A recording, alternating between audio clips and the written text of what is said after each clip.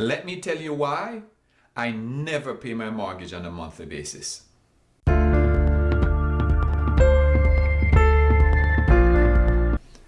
When you get a loan from a bank, their job is to get as much money from you as possible. And there's absolutely nothing wrong with that from the bank's perspective. Financial institutions are in the business of making money, and the way they do that is by keeping you in debt. As soon as you pay down your mortgage or your property value appreciates, you start to get letters from banks telling you to use your equity.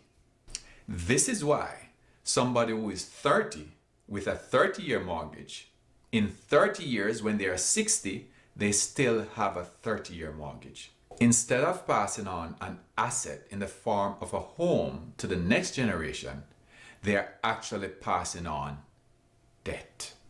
My job as a borrower is to keep my equity and give the bank as little money as possible. So I'm going to show you why I don't pay my mortgage on a monthly basis. When you use a mortgage to purchase a home, along with all the other documents that you receive, you also receive what is known as an amortization schedule. This is what it looks like.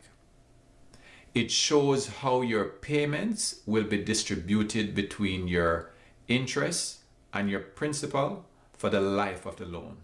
In this case, 30 years or 360 payments.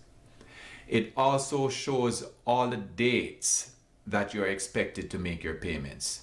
It includes your first payment and your projected final payment.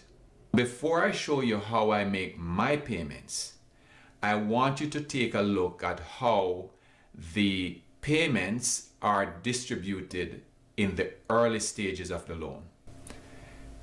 The interest amount is $1,000 in this case, and the principal is only $199. That is almost 84% of your total payments going towards the interest. And this continues for a total of roughly 19 years. So it simply means that for the first 19 years, you're making mostly interest payments to the bank. So only 11 years of your 30-year payments, you will have more money going towards your principal than your interest.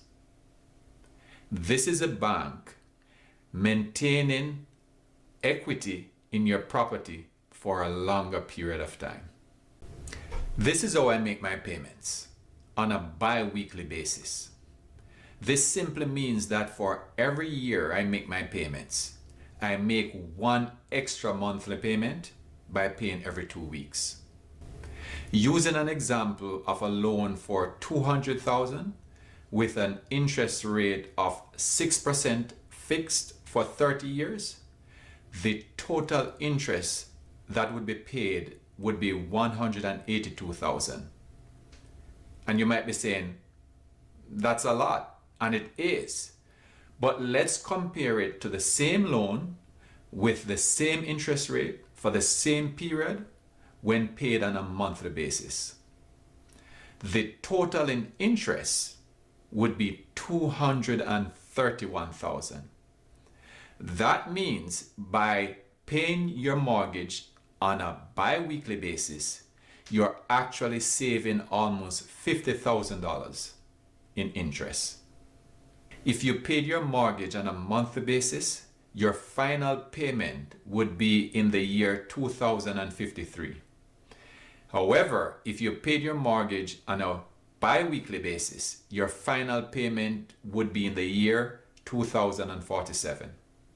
That means you'd finish paying your mortgage 6 years earlier if you paid it every 2 weeks. Looking at the total interest that you would pay if you paid your mortgage on a monthly basis, $231,000, you realize that it is more than the amount of $200,000 that you borrowed. It's actually 115% more than the amount that you borrowed.